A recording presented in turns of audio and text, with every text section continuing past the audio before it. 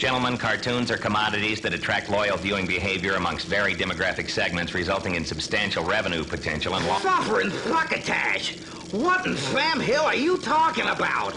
You're forgetting the most important thing. Everybody loves cartoons.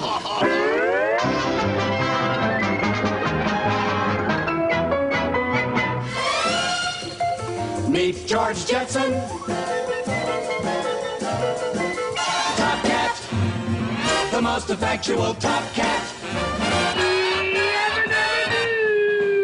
Flintstones, meet the Flintstones. They're the smartest Tony family. Yogi Bear is smarter than the average bear. How much is that gorilla in the window?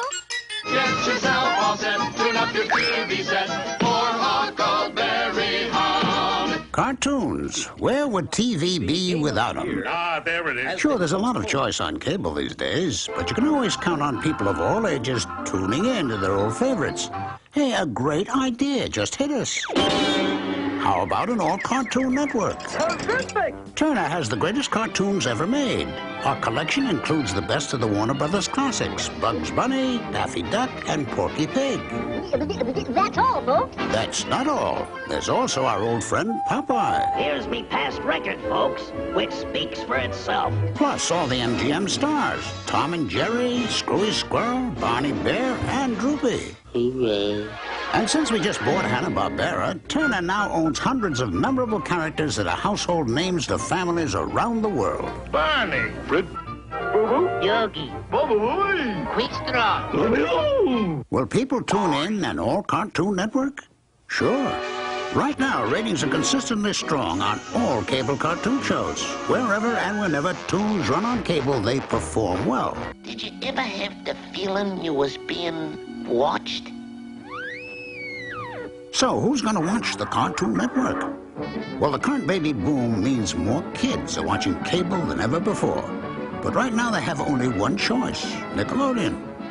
Even with its new cartoon block, Nick only makes it to 26% on the cartoon meter. But the Cartoon Network goes all the way with 100% cartoons. And here's another piece of research that may surprise you. Most cartoons are on between 7 and 9 in the morning, or between 3 and 6 in the afternoon, when even more kids are watching TV.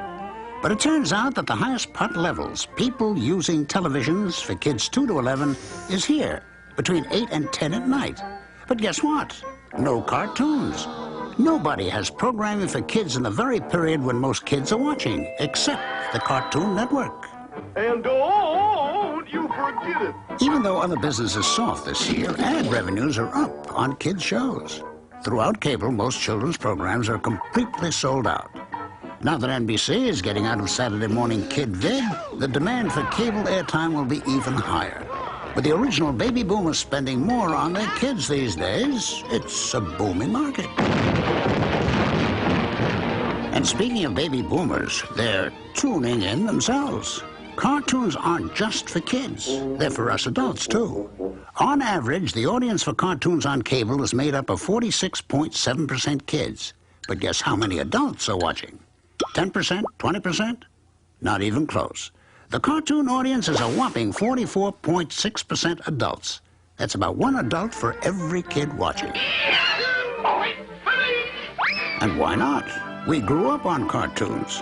These characters are like members of our families. Ah, my public, how they love me. It's true. Cartoons appeal to everyone. They cross not only generation gaps, they even bridge language barriers. The potential is even there for international expansion. Ah, senorita. This is Popeye, the champion samba dancer of the USA. And you know, cartoons are bigger than ever now, and they're here to stay. Just look at the success of animated features these days.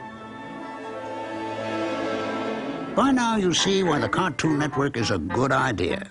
But why Turner? He's smarter than the average bear. Reason number one, no other cable programmer is so in touch with what makes people tune in. The Turner networks combined make up almost 30% of all cable viewership. And nobody launches networks like Turner. Just look at TNT. Wow, blow me down. Number two, the HB deal gives us more cartoons than anybody. Enough tunes to run for years and years.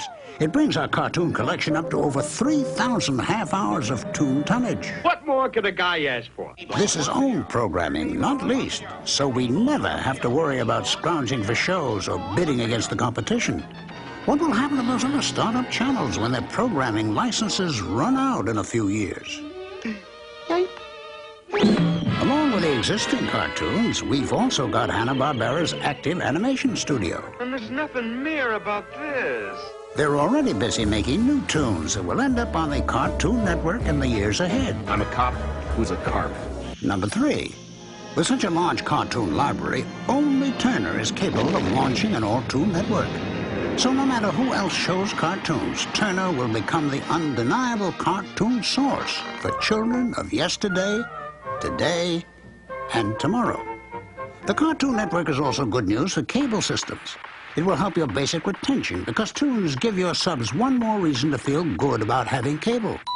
And as always, Turner will offer strong marketing support, character-driven tie-ins, kids clubs, and local promotions that help operators do good for their community. This is a great honor. Imagine what it will be like to have all our cartoon friends and families in one place.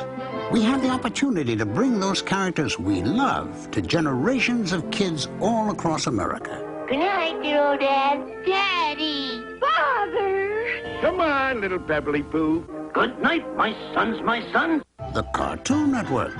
Timeless tunes, Turner know-how, the biggest library, all your cartoon friends under one roof, 24 hours a day, anytime your subs want it. Colossal. Gigantic.